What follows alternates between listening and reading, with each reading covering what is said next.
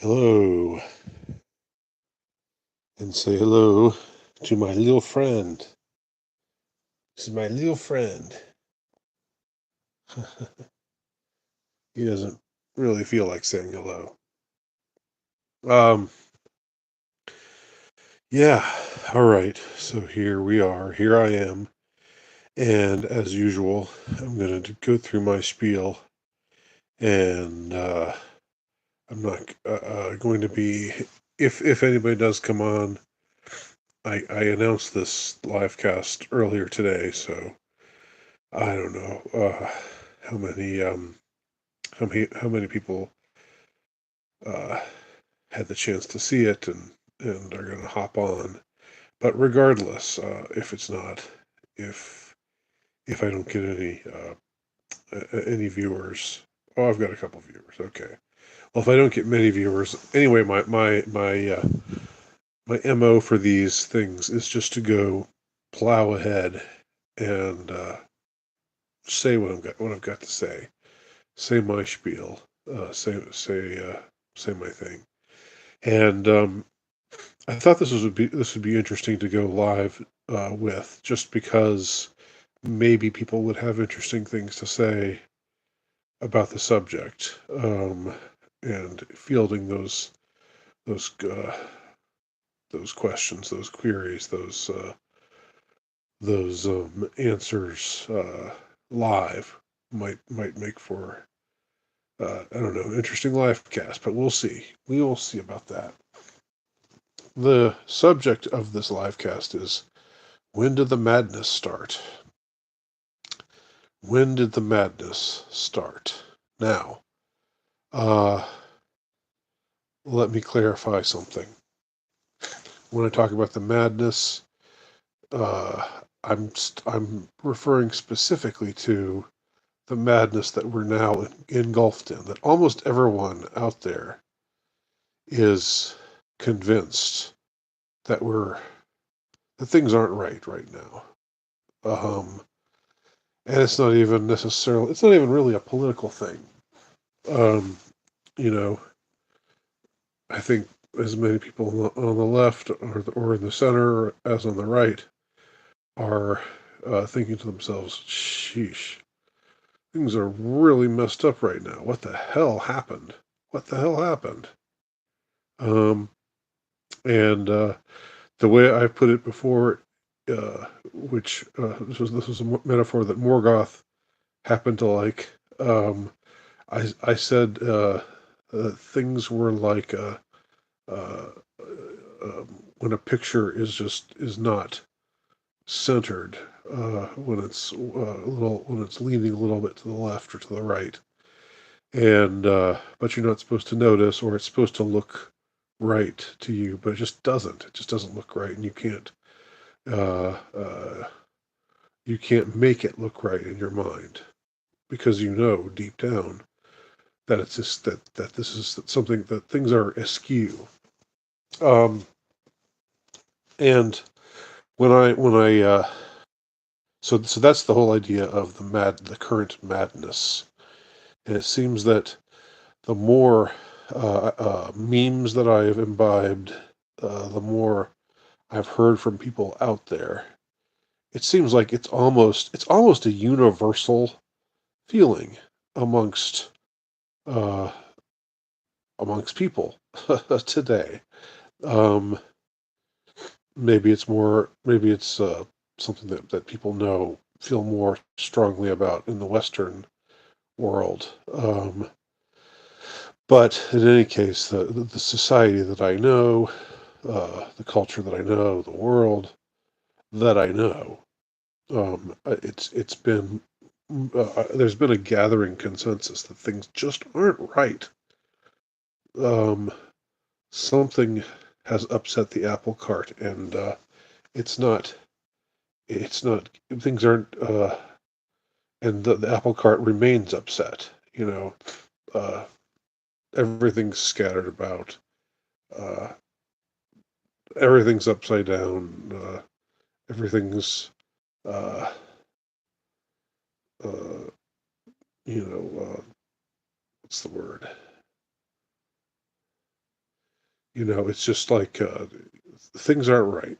Things just aren't right. Uh, so when did it start?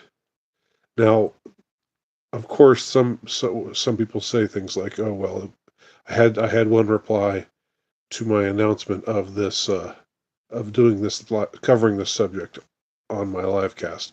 I had one person say it was the French Revolution that started it." And somebody else repeated the lines from that awful Billy Joel song. Uh, we didn't start the fire. About how it's always it's always been that way. Okay, look, I grant you that. Uh, you know, in a way, in a certain manner of speaking, things have always been askew. Things have always been not right. Uh, ever since the day when the serpent persuaded Eve to eat of the fruit, and then Eve persuaded Adam to eat of the fruit. Things from that point on were not right. We're not the way they were supposed to be. Yeah, okay. And if you don't believe in that, if the Adam and Eve story isn't your thing, then just think of something that's an analog to that for you and go with it. Uh, I mean, in a way, things have always been um, not right. I mean, the world has always been far from a perfect place. Okay, so yeah, I mean, so there's that. But that's not what I'm talking about when I talk about the madness. When did the madness start? When I'm referring to the madness, I'm talking about uh, what's what's gone down much more recently. I mean, what's gone down much more contemporaneously. What has gone down in our own, uh, not just our own lifetimes, but what has gone down, uh, in recent years. And when did it start? And why did it start? And when's it going to end? And is it going to end? These are all questions that I don't know if there's any way of knowing the answer to any of those. But I think they're interesting questions to ponder. And it is also interesting. We should stop for a moment and acknowledge that at a time when there is so much division and there's so much uh, um, things are getting more and more stratified. You know, we are edging, people think, towards a civil war. I don't know whether we're actually headed towards an actual civil war, but or de facto civil. Maybe we're already in a de facto civil war. Um, but it's interesting that there, with all this division, there is this underlying, uh, general universal agreement that things have gone really wrong recently. Um, now I think we've been in decline since before I was born. I was born in 1971, and when I was growing up in the 70s, I think I've said this before. I was aware. I mean, it didn't bother me because I was just a kid. I just, I was just having fun doing my kid stuff. But when I heard adults talk about the world, the state of the world today, and the whole feeling out there, and what President Carter called the malaise in his famous or infamous speech that he gave during his presidency, I was aware of that um, during the 70s. And and that's, it was at the tail end of the sexual revolution, but the sexual revolution kept on going, and Once that Pandora's box was opened, it just kept spiraling and spiraling and spiraling, and it continued to over the course of my lifetime, um, to where things are right now, which is completely ludicrous. It's completely insane, where things to the point where things have gotten to. It is Wymerica. We are in Wymerica, and that's not hyperbole. This is worse than the Weimar Republic. The state of things in the Weimar Republic was nothing. Was the Weimar Republic makes the West today look wholesome by comparison. Um, or I'm sorry, I said that wrong. The West today makes the Weimar Republic look wholesome by comparison. That's what I meant. Um, so that's all been happening. That's been going on over the course of our lives, and it's out of control, and it's bad, and it's the genie's out of the bottle.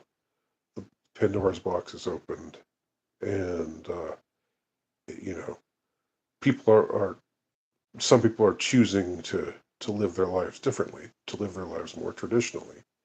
So some good is coming out of it, but at the same time, culture-wide, you're still living decently in a culture, in the midst of a sewer, a cultural sewer.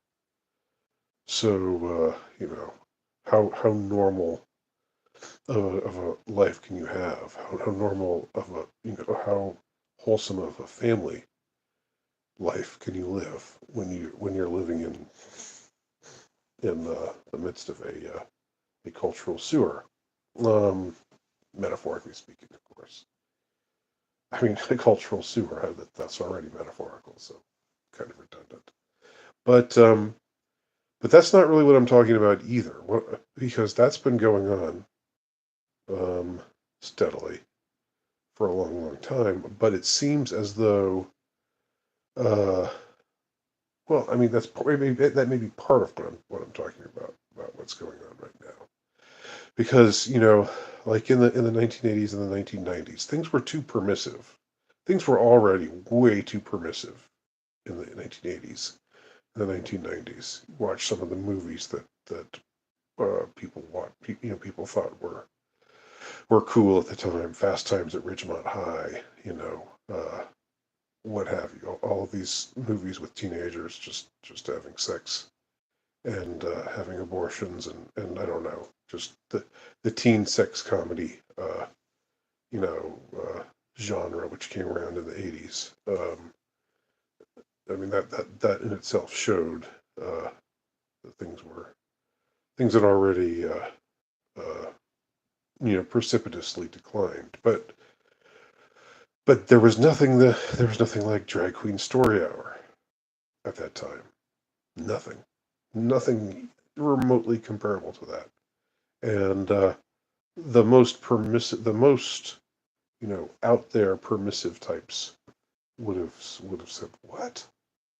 That's awful. Drag Queen Story Hour? You know, no, we shouldn't tolerate that." Um, you know, so anyway, the question remains, when did the madness start? And the madness is the madness that I'm talking about. I'm demarcating a particular type of madness. Um, I just got finished reading Naomi Wolf's book, Facing the Beast, and I posted a video review of it on my YouTube channel.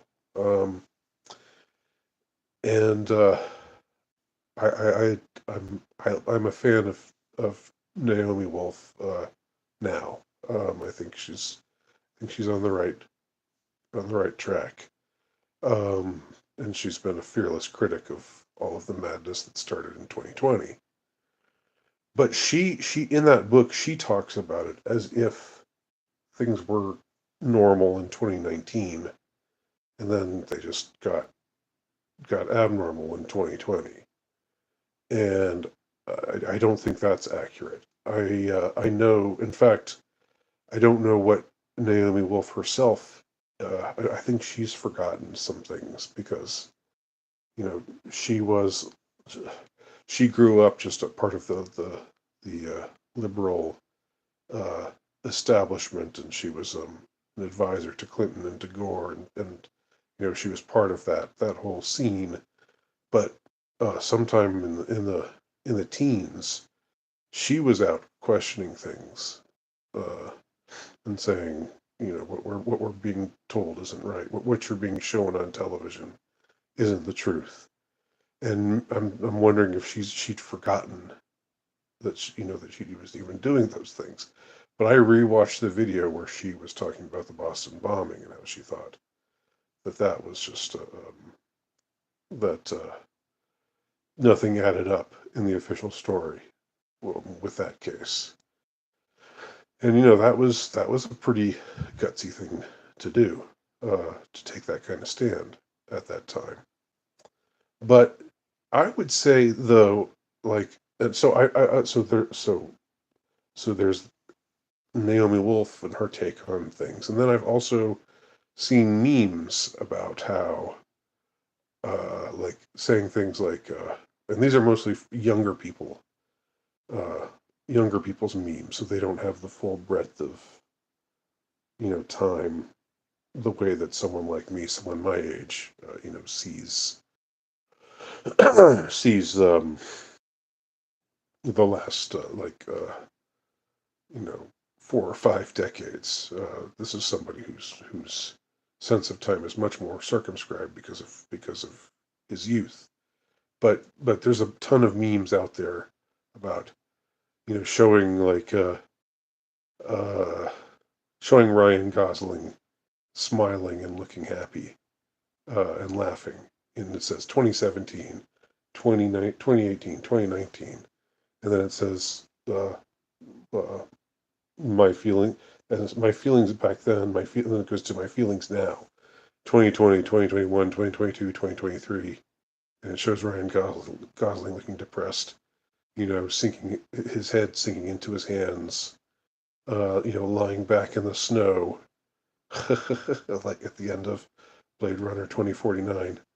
Um, and there have been so many other um,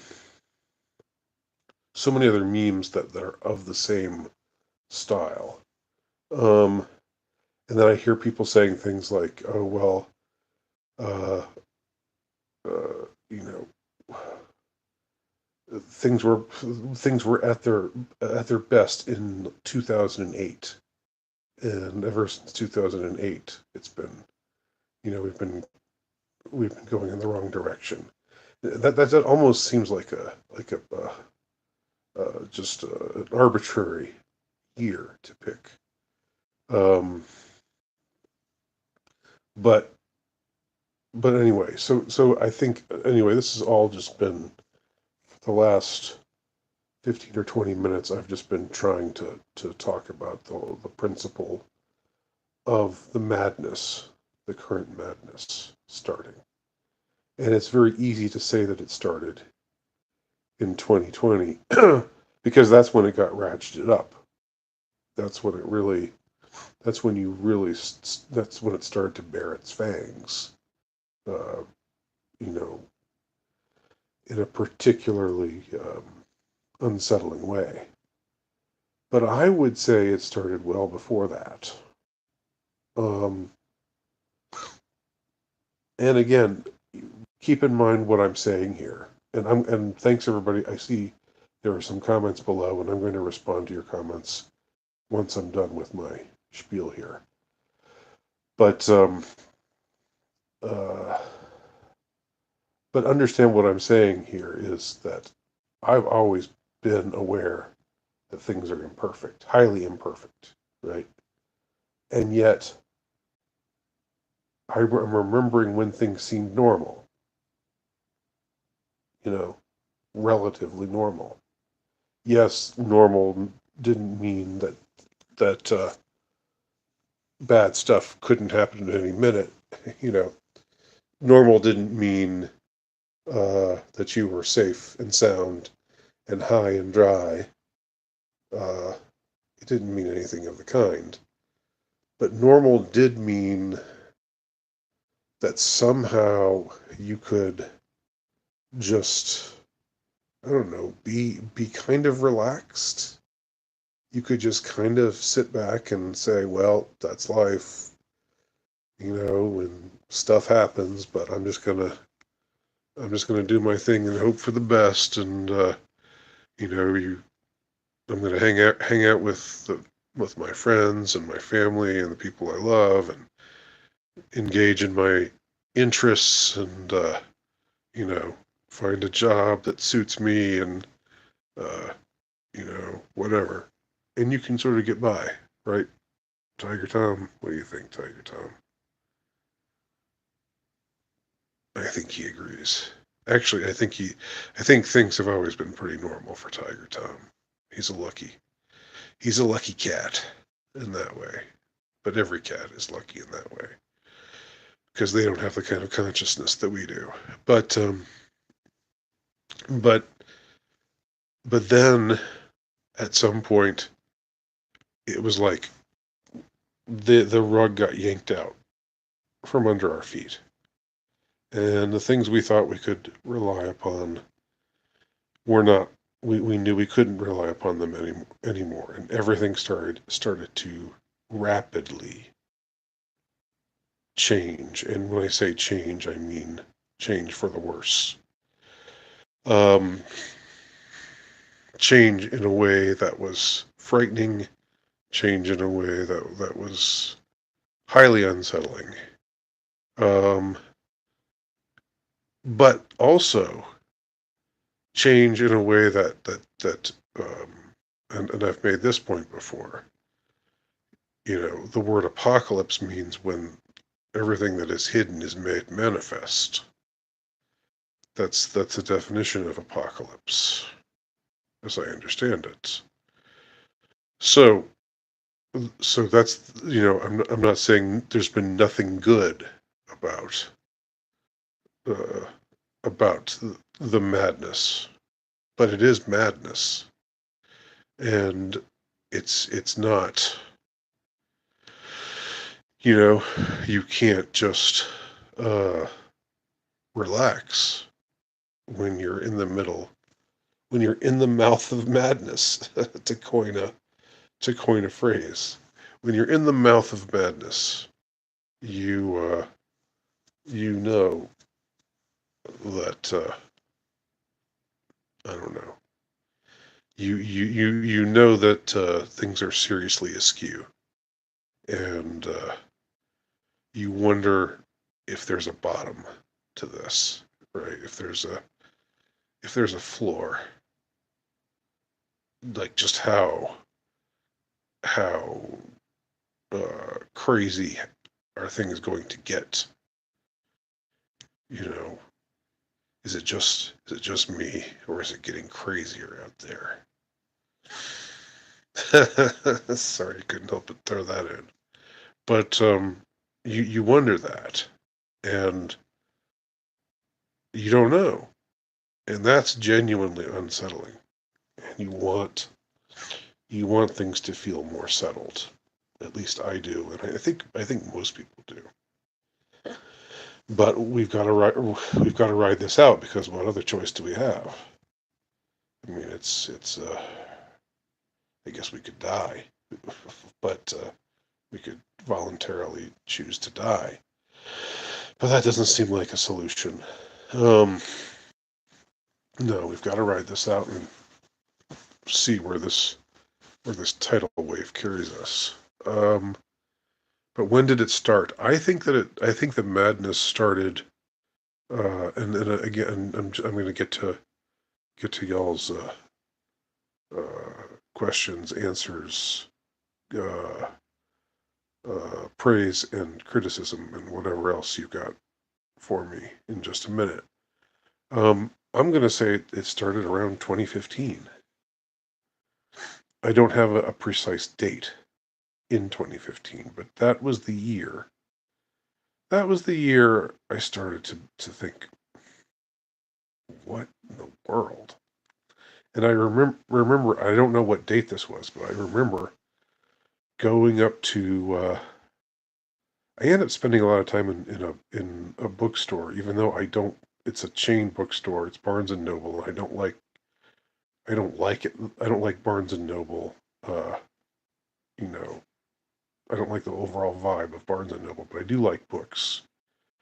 So I end up spending quite a bit of my time, my free time, at a Barnes and Noble or nearby a Barnes and Noble. Um, I'd go to a used bookstore, if I could, but there's none around right now. But I remember going to the checkout line and seeing like some big glossy magazine, and the sign and the cover was the transgender child. And I don't remember which magazine it was, but it was some major one. It was some major, highly funded, extremely visible magazine. And then there was something else below it that was also disturbing. And but I can't remember. I can't remember it. I should be remembering it because this was such a seminal moment for me. This was a moment where I was thinking, what in the world? I don't recognize. This is not recognizable uh, as, as a sane world anymore. Not that the world has ever been sane per se, but it's often it's for most of my life it's been a reasonable facsimile of sane most of the time. But this moment when I saw the transgender child and then something else that was, well, another, and you know how they have these near the checkout uh, desk, the place where you purchase your merchandise. So this was the stuff they were really highlighting. This was the stuff that anybody who was going to buy something uh, would see. Um, so 2015 was when that, and then it was like the Trump phenomenon. It was like I I thought to myself, people are really going crazy about Donald Trump. Do they not remember who Donald Trump is? Do they not remember Donald Trump? What is this like? Uh, this sort of this icon of I don't know, New York, um, real estate, lifestyles of the rich and the famous. Do they not remember the totally apolitical Donald Trump of the popular imagination of the 80s and 90s? What in the world? Why is everybody just losing their minds over this completely familiar figure, who's now suddenly become something else to them? And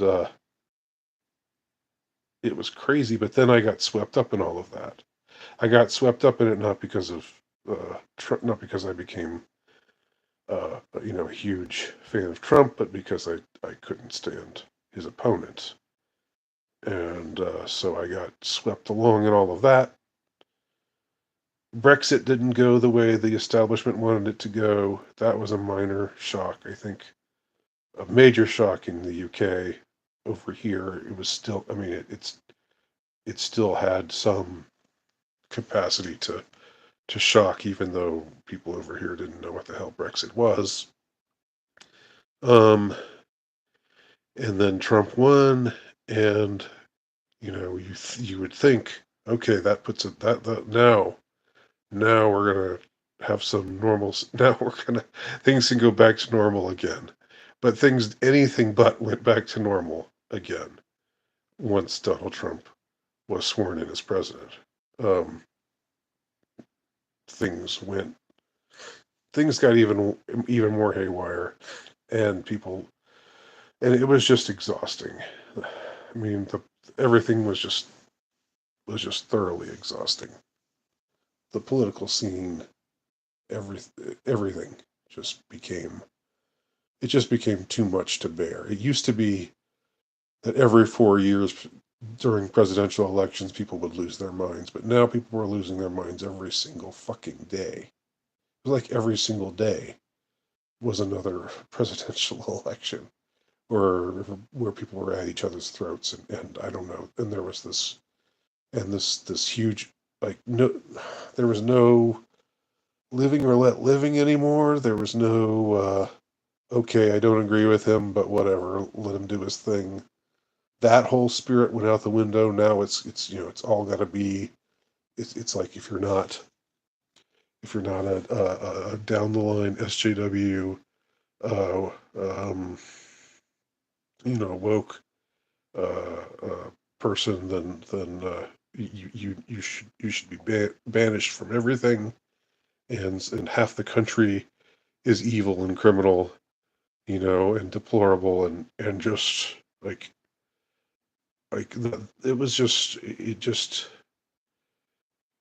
and then it just got worse, and it steadily got worse and worse, and then 2020 hit, and it got 10 times worse, and it got 20 times worse, it got 100 times worse, and it was like, um,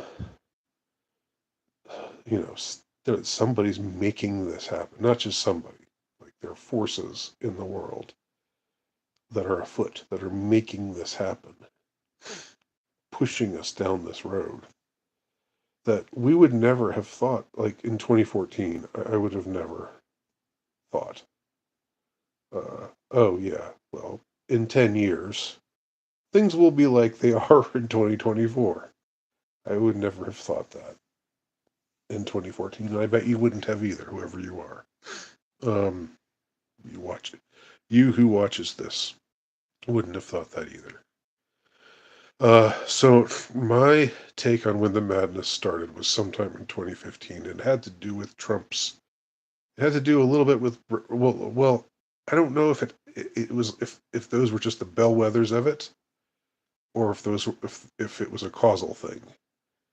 But Brexit really nudged it along. Like that was like the early part of the year, early to middle part of the year when Brexit passed, and that shocked everyone. That happened in 2015. Um, no, I'm sorry, that happened in 2016, didn't it? Yeah, that's right. That happened in 2016. But in 2015, 2015 was still when it was things were still. I think by 2015, uh, we were seeing. You could see the the writing on the wall. Now you had no idea, of course, what the writing on the wall totally meant in every possible way, what it portended in every possible way, but you knew that things felt very different, unsettled. Okay, so that's my take on when the madness started. Let's see.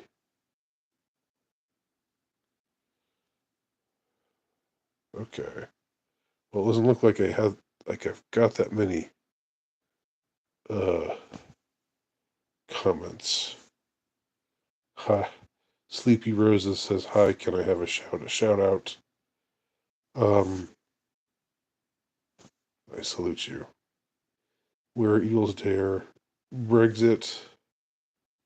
Okay, that's your idea, I guess, of when the madness started, was with Brexit. Scott Terry says Is Jim Carrey's movie Yes Man sort of a stoic philosophy where you find the fate stream and ride it through life? I haven't seen Yes Man. Um, have I or have I? Maybe I have. Um, Josh Swimmerly and Finding the Drug Trade. Oh, okay. Here we go. Here's some more. Um, Armored Ghost. The madness began when people genuinely accepted inversion.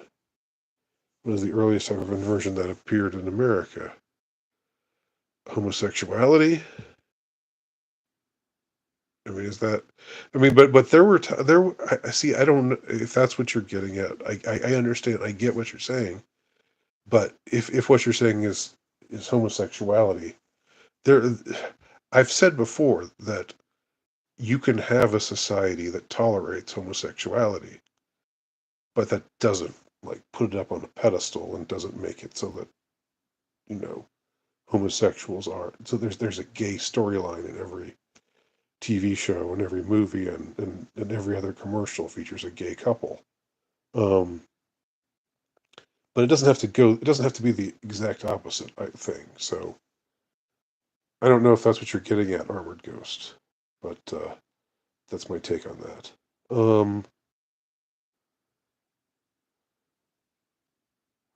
I'm not sure. Am I reading these backwards? Sorry if I am. I'm such a boomer when it comes to this stuff. Uh, Scott Terry. I used to hang out at BNN. I'd go straight to the poetry section. It kept getting smaller and smaller. Yeah, and it was probably crap poetry. It was probably like slam poetry. Um, you know, Barnes and Noble's Andy's second office. Yeah, the mall generally is, but the mall is where the Barnes and Noble is in my neck of the woods. Andy, Judas says, how do I get a Bene Gesserit mentor concubine? Huh. Why are you asking me? I don't know. Low status Tiger Tom. Yes, that's right. Shalom. I think I'm reading these backwards, but I'll get back to the newer ones in a minute. Judas says Shalom from LA. Thank you. Good to have you along. Mr. Chuck the Buck Norris says, "What's your opinion on bars and nightclubs?" My opinion, I don't know. I don't know what my opinion on bars and nightclubs. Uh, they're fine, I guess. I mean, I don't think it's a great.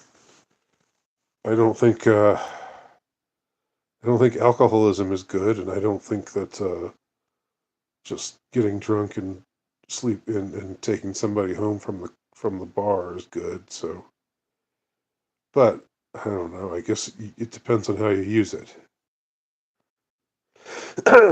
Scott Terry, I guess I'm too much of a sociopath to have ever felt things were ever normal. Really, does a sociopath feel that way? Is a sociopath never on an equilibrium? I haven't heard that.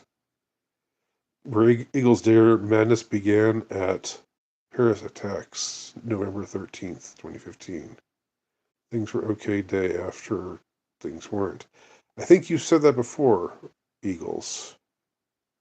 And I'm willing I can listen to that. I'm not sure what made those particular attacks worse than the ones that happened earlier with what was the name of that satirical magazine that got attacked? The Paris terror attacks, all the where the bands, like the whole audience, a bunch of bands, and then supposedly ISIS invaded and shot up, and there was blood everywhere. That was all very surreal. That was a very surreal event, and I don't think we got the full scoop of what actually happened there. I think that was a Gladio-esque kind of event. The end of the Cold War, 1992. Well, Armored Ghost, I do argue that. I do say something to that effect in my latest uh, uh, nonfiction work.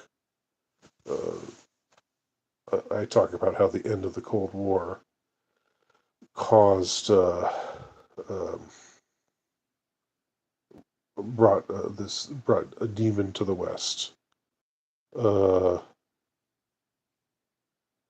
yeah, Uncivil War. The madness started. People believe anyone can change their gender. Yeah, yeah. That is certainly mad. Serpent represents today. Oh, okay. Daryl Brown, that's sort of the Gnostic take on. Look, I'm not trying to proselytize here.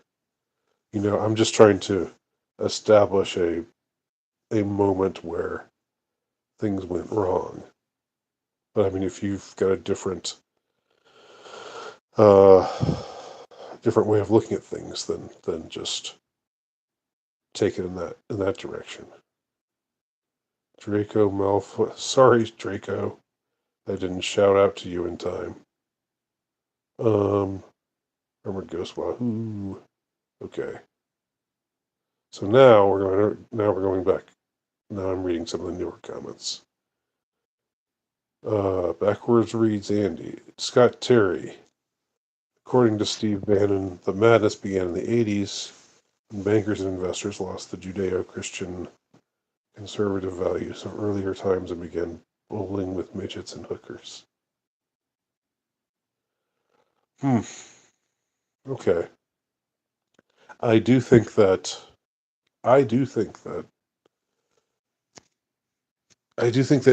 up to the end of the Cold War, the elites wanted the approval of the American populace generally, and that was why you did not see.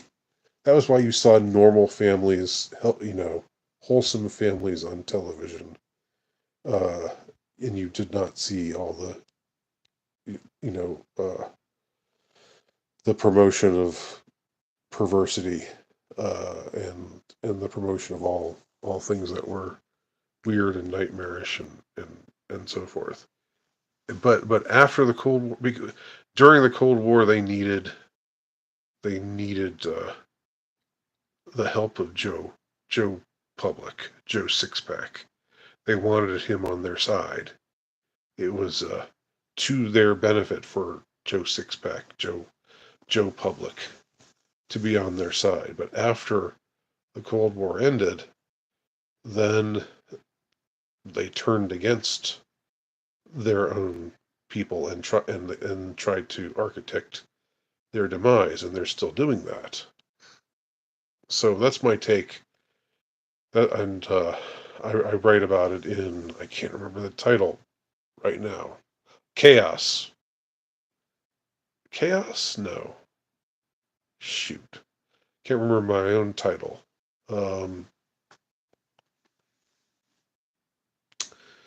But go to just go to Havoc. There we go. Havoc. Havoc is the demon that was called up at the end of the Cold War.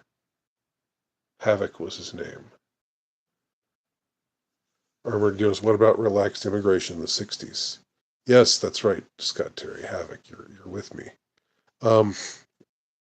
Well, Armored Ghost, relaxed immigration in the 60s was like, things started to fall apart. Then, and there was more of a push for, that was when the sexual revolution really gained ground, and it's not just Like what I was saying in my video today, it's not just about, like, if you talk about the sexual revolution or mass immigration, um,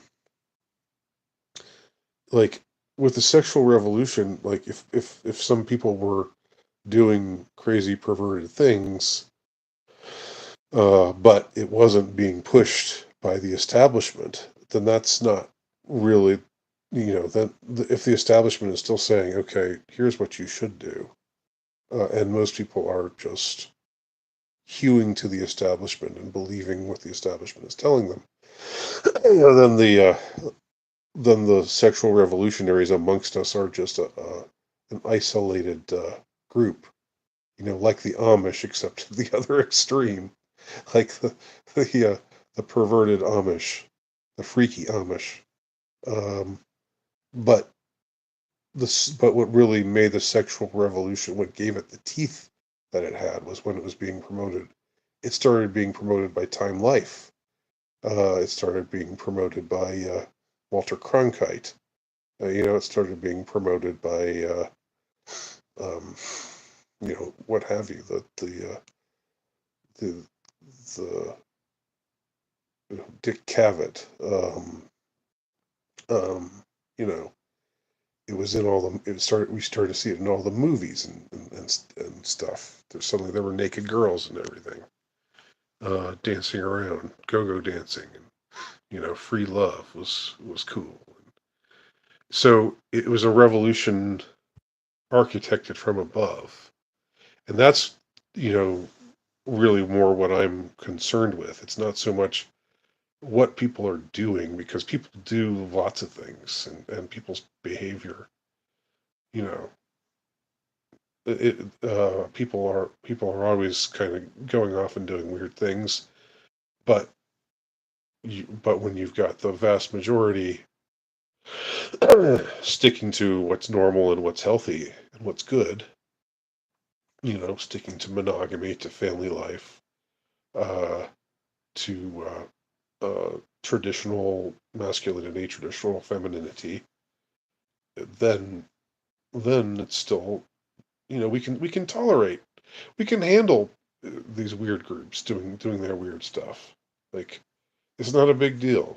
We just say, okay, just don't mess with us. Don't try to, as long as you just keep over there to the side, and don't try to recruit our children to your weirdness, then whatever, you know. Um, I think that can be done. I don't think that you have to be completely intolerant of everybody who's different in order to promote the good and just society. I mean, that's just my take on things. I don't think you have to, but anyway, I've gone on a little too much. Where Eagles Dare goes on to say, you could be apolitical until Paris terror attacks, and after you couldn't without losing friends. It seemed like the Paris terror attacks were like a boon for the right, weren't they?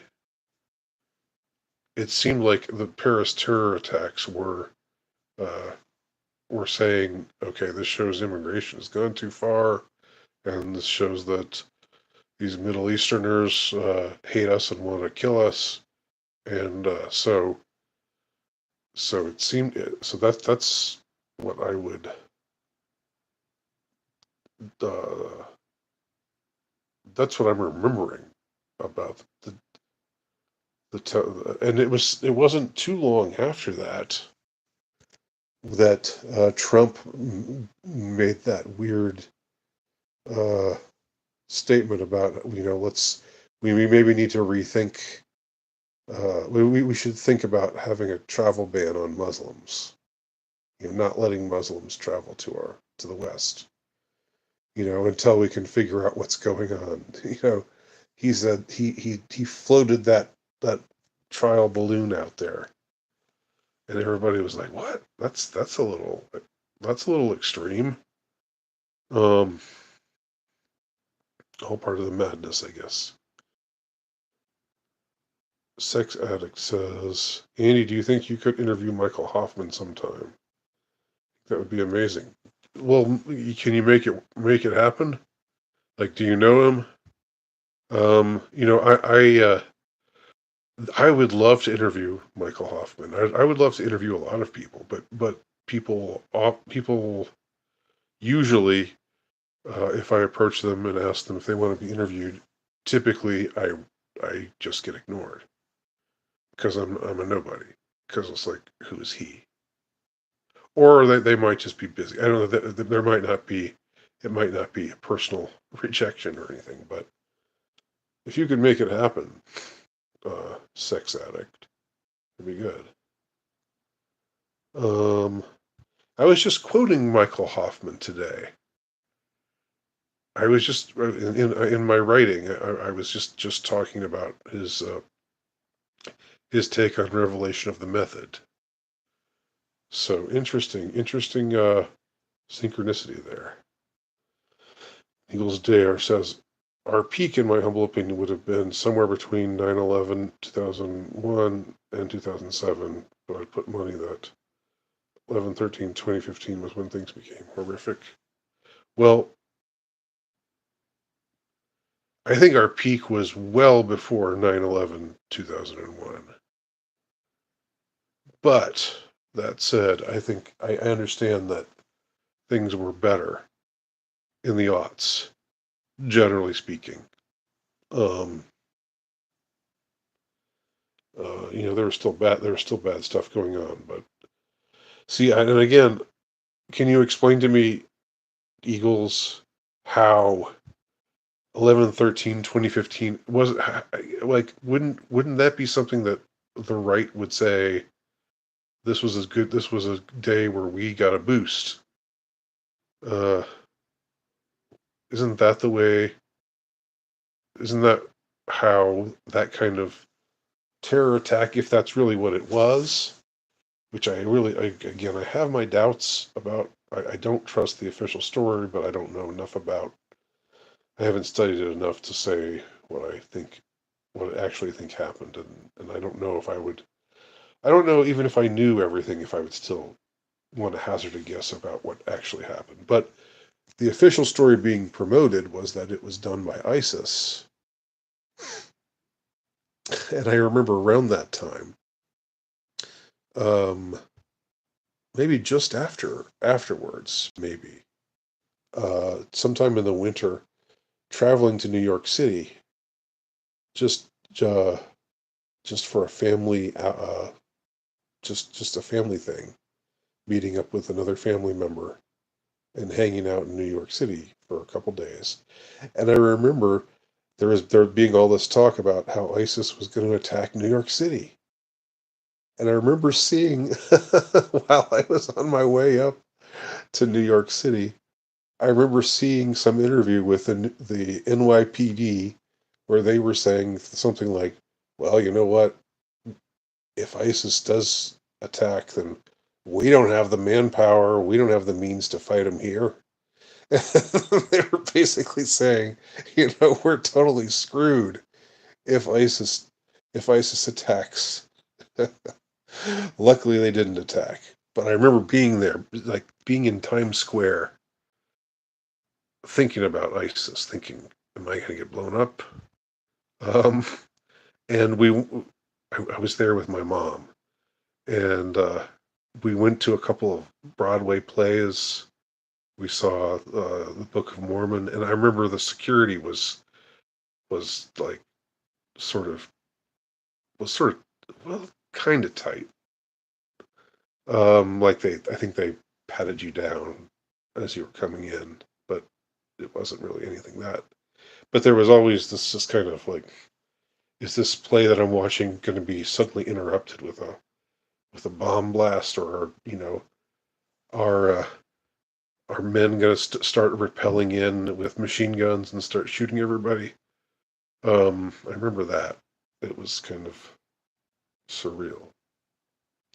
Armored Ghost says the madness must have happened before 2020. The beer bug events confirm the madness definitely exists and had been festering. Yes. Um. Yeah. it just accelerated. 2020 accelerated everything. Um, Scott Terry says, weird synchronicity. Yes, it is weird, but maybe not so weird because we're talking about things like occult-ish kind of subjects here. Uh, but I remember like his whole notion of revelation of the method and what it signifies. That's what I talked about in my writing, which hasn't been published yet. Armored Ghost says the Patriot Act definitely marked a move towards anti-84, right? And that was right after 9/11. Yeah, set the stage for a lot of what followed. Although, a lot of terrible things happened before the Patriot Act. I mean, Waco happened before the Patriot Act. Ruby Ridge. There were lots of times where the feds, you know, like murdered a bunch of people. Um, but the Patriot Act didn't help. Armored Ghost, the madness began when TSA was formed and they believed every grandma had a bomb. Right. Yeah, that was like things 9/11.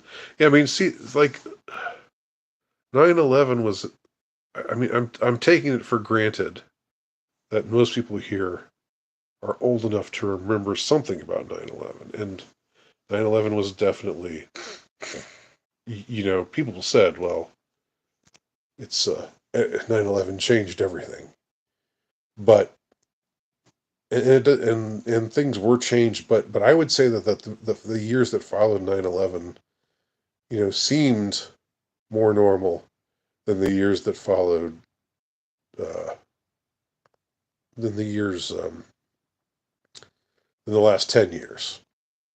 So 9/11 itself was an event that maybe kicked us towards where we are now, but it didn't.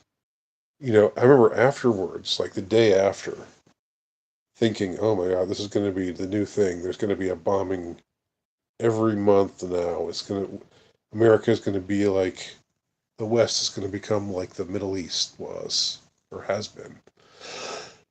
There's going to be terrorist attacks going on all the time, and that didn't happen.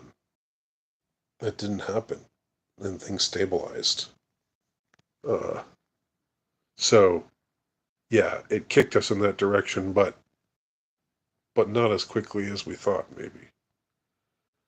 Okay, when Neil's there, economically and socially pre-2007 was great.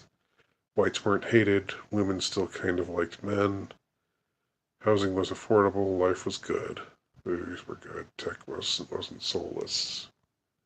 All right. I mean, I think that's maybe a little bit too idyllic of a portrait, but I get I can pick up what you're putting down, Eagles. I can. Sex Addict said, I just reread Judaism Discovered and it was thinking of Hoffman. Sure. Email if you want it. Thank you, Sex Addict. I hope you enjoy it. Quick Pump says, after Hillary lost, the left went nuts. Yeah, no doubt about that. And and they stayed nuts. They went nuts and they stayed nuts. Um, I remember Bush winning in 2000 and how much controversy there was about that and how much bitterness there was. Uh, that the Gore voters felt that Bush had stolen the election, and it was just because of the Supreme Court that he won. So there was a lot of hate. There was hatred of Bush, but it was nowhere close to what it was like with Trump. Nowhere near. I mean, not even a 50th of the level of hatred. Scott, I still yeah. Listen to my Morgoth review. I think it's pretty good. Um, Where it goes, 90s was the last decade of old America. Yeah, well, I've got to say, as someone who lived through the 90s, and in the 90s was when I became a man. I turned 21 in 1992. Um, I you know I felt like there was a lot that was wrong with the country. I thought there was a lot that was wrong with what was going on. Like it sort of incensed me that that people let Clinton get away with everything, and because the economy was good and stuff. But those problems that were there in the 90s, again, it's a blip on the radar compared to now. I mean, it really is. It really is. All the things in the 90s and the early aughts that made me think, oh, the world, things are really getting screwed up in the world. I didn't know the half of it. I really didn't. Um, Scott Terry, I don't think we can discount how much social media has changed daily life. Will never be the same. Kids aren't playing outside anymore. Huh. Are they not? I mean, I've seen kids playing outside, but I take your point. I do take your point. Social media has been extremely disruptive of human interaction in a lot of ways. Um, but it's like I said in my recent video, the stuff with the internet cuts both ways. Um, you know, I won't repeat what I said in that video. You can rewatch it and get all my wisdom if you wish to. They had to be nuts before she lost. Yeah, she was. They were nuts. They were nuts before she lost. They were already losing their minds. Larry will stare. After 2015, 2020 was definitely horrific. Feel like since then, civilization is like a chicken with its head cut off. Yeah. Yep. No doubt about it. I don't think. I think even people who disagree with us in every way would agree with us about that. There is this sense that things are just off the rails now, and people are not happy about it. Like that's the one thing that maybe unites us right now, is that nobody is happy with the way things are right now. Everybody's discontented. Everybody thinks that things have gone really, really wrong. Even the people who are pushing the madness, even Antifa, even the people, doing the pushing drag queen story hour and other kinds of things. Even they're not happy with the way things are. Nobody's happy with the way things are right now, except the devil. Um, Armored Ghost. The anti-Bush attitude was very normal and healthy compared to the anti-Trump attitude. Yeah, I agree. I agree. Um,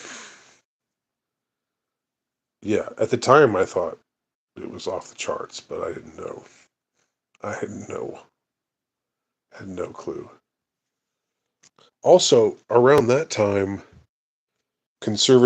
mainstream conservatism was mostly defined by having a bellicose foreign policy. Just wanted to drop the bomb on all those damn Muslims. Like that was sort of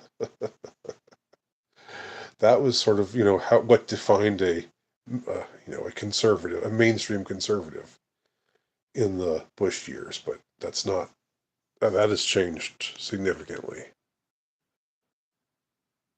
Helper says, "Do you have a favorite bass player?" Sorry if off topic. Um, I was just watching my man John Taylor uh, go at it, and he had a way around that bass. He has a way around that bass. Uh, I'm not a bass connoisseur, Um, but even though just because I played bass, I was, I was never that into it. But um, but yeah, like just I think I think I'm gonna stick with John Taylor for now. I think he's an underrated bassist. He does the funky stuff. He goes all over the neck. And yeah, his bass lines are a lot of what made for their music. Sex Addict. Andy, do you ever listen to Hell by the Dashboard Light? Yeah, I've listened to him before. Um, and yeah, talked about the Oofy Doofy thing. And the when I was on with Todd, when I did Todd's when I did a video cast with Todd Thundercock, uh, or Grotesque Subhuman, I remember like they were out in force and they hated me. I mean, they hated me. I mean, this was the black pill population. These were the like the incel the people who would be on incel message boards and stuff. I remember Hell by the Dashboard Light was there, and he hated. He was like, I didn't even, I wasn't even paying attention to it at the time. I wasn't paying attention to their comments at the time, but later I watched the video and just like, I think, uh, I don't know if I've seen such vitriol, uh, just pouring forth from you know from Todd's audience. Um, and Hell by the Dashboard Light. I think he said, "Is this Rollo Tomasi?" He said that about me, but like he was making fun of me, like you know,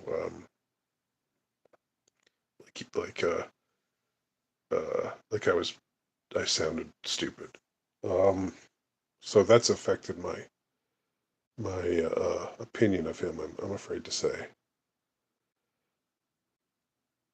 Scott Terry, really, everything began going bad when Sam Hyde published his first video.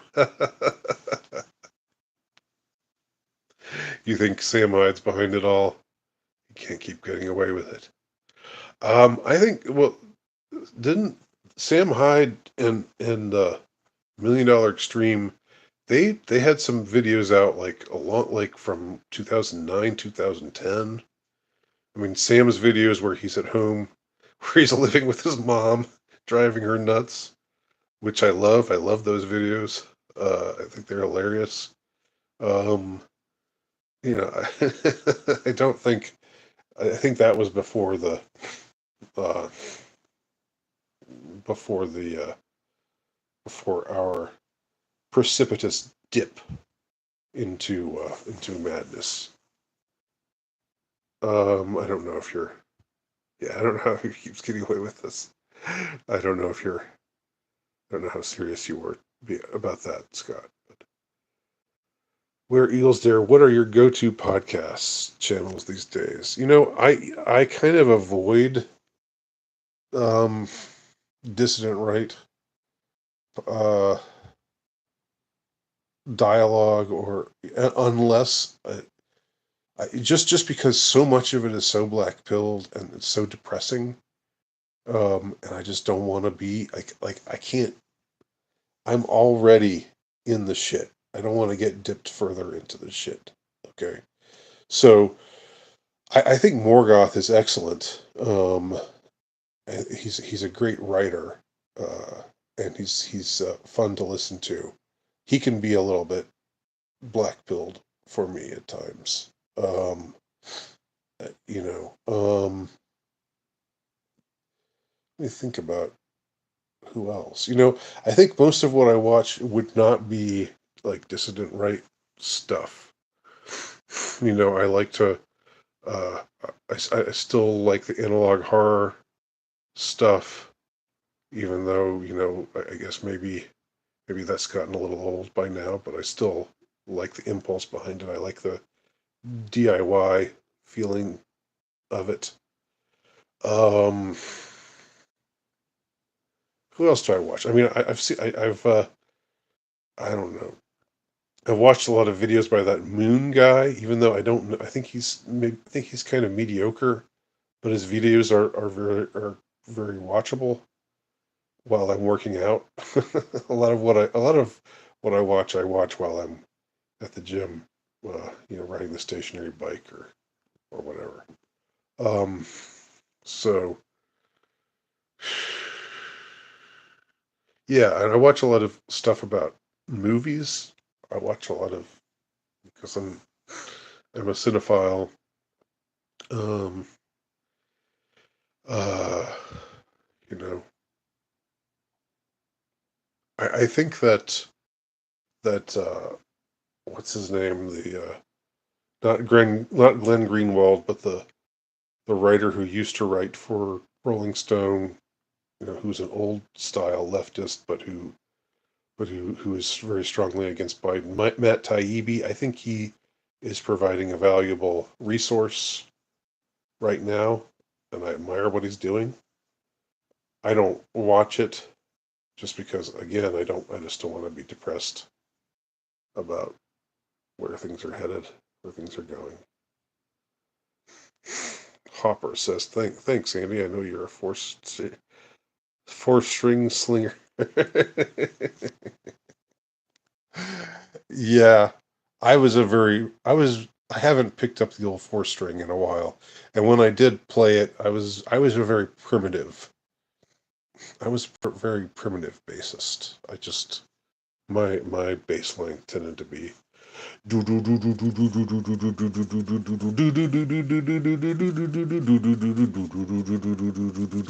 stuff like that.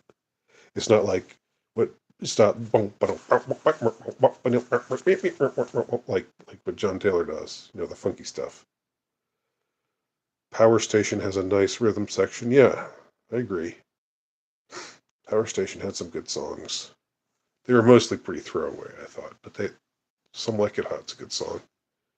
A couple other good songs on that album that they had. Did you listen to Spencer on Millennial? No. Can you summarize for me what he said?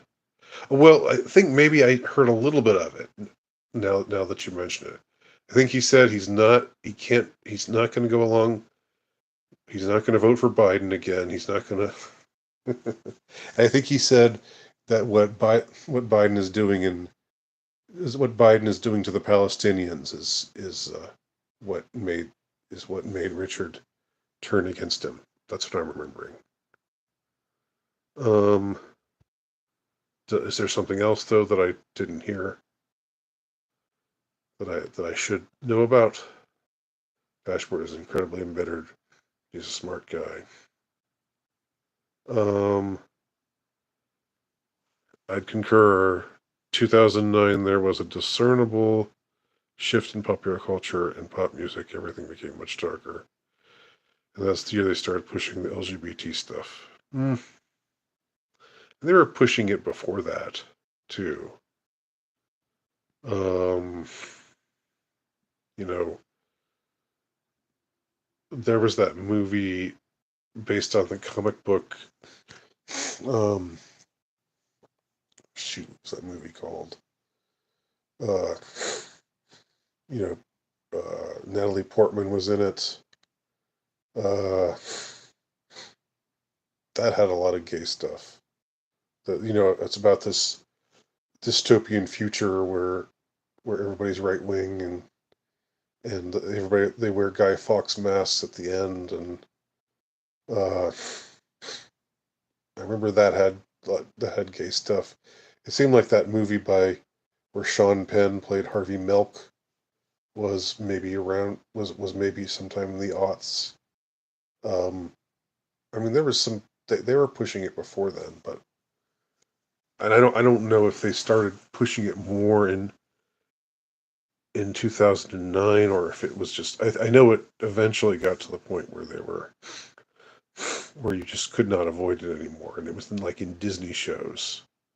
Like they had a Disney show where they opened the door and it was one of the kids that was friends with the main character, and her parents were there, and her parents were two women, and somebody said, "Oh, Andrea has two mommies," and that was like 2013 or something like that. Again, though, I don't really give a shit about gays and lesbians doing their thing. Um, but it's the forced normalization of it. It's the pushing it on, uh, the pushing it on the populace, and making you, uh, like, deliberately hijacking your, what's normal. Um, they would never have done that in the 80s or 90s. Never. That was new. Nick says, I definitely didn't notice till '09, but I saw a vid the other day that didn't remember what that it started in '07. Okay.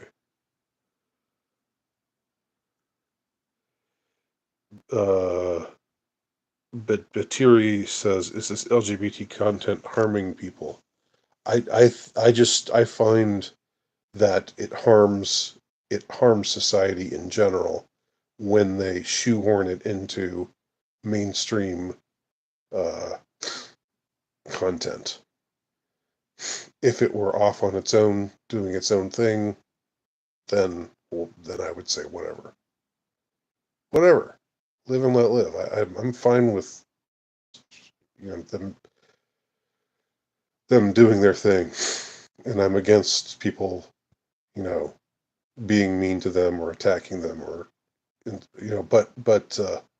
but yes, I would say it is harming it is harming people, especially when they put it into kids shows. I mean, it's totally inappropriate. Um, that's my that is my opinion on it. Yeah, V for Vendetta. That was the name. That was the name of it. Yeah, so anti-establishment while pushing LGBTQ. What happened to the J.O. character? I don't know.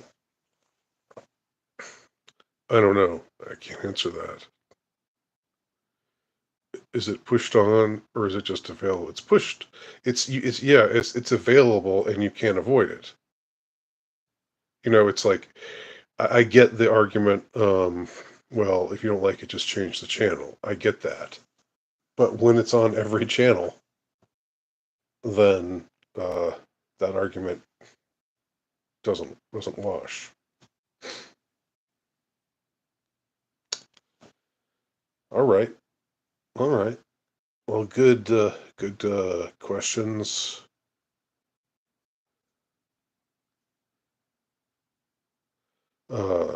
Things are slowing down a bit, but I think maybe I'll take a couple more minutes here. Eagles Dare, what normie activities do you do to take your mind off this stuff? Um, I exercise. I um, well, I mean, I like I'm I try to be there for family, uh, and do fun family stuff. Uh, that's a good question. I don't know. I don't know how many normie activities I really engage in. I mean, I write. That's not really a normie activity. Um, but I think in my writing, I strive to be therapeutic, and not just to get dipped further into the shit, you know. Um, Ermard goes, what madness do you foresee in 2024? I want to be. I don't want to make any predictions. In fact, I want to say that things are going to get better. I know. I don't believe in manifesting. I don't believe in the power of positive thinking or anything like that. But I do. I mean, there is something. There is something liberating about not just thinking the worst is going to happen. Um, so, what madness do I foresee? I mean, I don't want it. I hope it doesn't happen, but like a repeat of like the violence of the summer of 2020. Are they going to start doing stuff like that again? Are they going to contrive some event similar to George Floyd, and then have and then conveniently put pallets of bricks out where all the demonstrators are, and say, and then when they start burning down cities, say, oh, suppose these riots are mostly peaceful. Are they gonna do that again? Um, they might they might do that again. Uh, I guess UFOs are an interesting question. In my book, The Insurrectionist, I considered a future in which uh, in which there's an alien invasion, or what seems to be an alien invasion, and they kill like 30% of the human, 20 to 30% of the human population, but there's there's no but the world government refuses to fight back, and it creates this cultural malaise. Uh, um, so the UFO thing, if that maybe that's where the madness goes next. Or maybe we'll see more events like New Palestine, um, you know, chemical train wrecks in poor white communities decimated by poverty and filled with uh, OxyContin addicts and meth heads, and maybe they'll wage war against us in that way. Who knows? I'm sure they've got a lot of tricks up their sleeves, but the one that interests me the most, I guess, would be the UFO thing. I'm really wondering where they're going to go with that. I know people still think that what happened, that the Miami thing on New Year's Day, uh, people kind of laugh about that and think that it's just crackpot to think that anything weird happened there. But I don't know. I think something weird did happen in that Miami mall, and there are a lot of eyewitnesses who seem to me to be very credible. So if that's true, and you had things like the police, you know, taking away people's phones and erasing the footage that they had recorded, and people were saying that was going on. Um, so what are they hiding as far as that stuff? I'm not saying I believe in aliens, mind you, but I mean, I do believe in UFOs. I do believe that the UFO thing is, there's something there. There's something to that, whatever it is. If it's just exotic technology, if it's interdimensional beings, if it's demons, if it's aliens from space, I don't know. I don't have a strong opinion about any of that. Uh, Quick Pump says, love the movie reviews. Thank you. Appreciate it. Mushy Frog, can you say Guyat? I don't know what that means. Where Eagles Dare, would you want to meet up for an interview, lunch, hang out in Chattanooga? Okay, yeah, maybe. Chattanooga would be the halfway point. Maybe. Yeah, that would be. Let's stay in touch about that. I like meeting people IRL. Just as long as you promise that you're not secretly Antifa, or that you're not going to use that occasion to shoot me in the head. Which I know. Even if you promised it, there's no way of me knowing. But I'll take a chance. I'll take that chance. Mostly peaceful parade in Kansas City. Oh man, did stuff happen in Kansas City after the Super Bowl? I didn't even know that. Remember the Georgia Guidestones were blown up? Yeah, absolutely. I was nowhere near the place.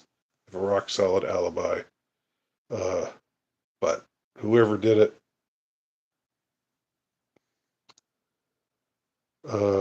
Greg, they're trying to unite us together to fight some other sorcery that is non-existent. Yeah. Well, I flash back to what President Ronald Reagan said to the UN in the 80s, where he gave a speech saying, I wonder if an alien invasion is what we need. That would make us forget our differences with one another and would get us working together. I mean, that was a pretty strange thing to say, don't you think, to the UN in the midst of the Cold War? And Reagan was thought of as this, this very, far right, anti-communist, tough on communism kind of president, and he says something like that. That's pretty interesting. There's something there. Yep, that's right. Andy, can you interview Taylor Swift? Hey man, make it happen. One of you, I know one of you's got the juice. You could get Taylor on the horn and say, "Hey, there's this groovy interview. There's this guy who'd like to talk to you, and I think it would really help. It would really help your career. You uh, you might gain I don't know, 12 new fans if you talk to this guy." Uh,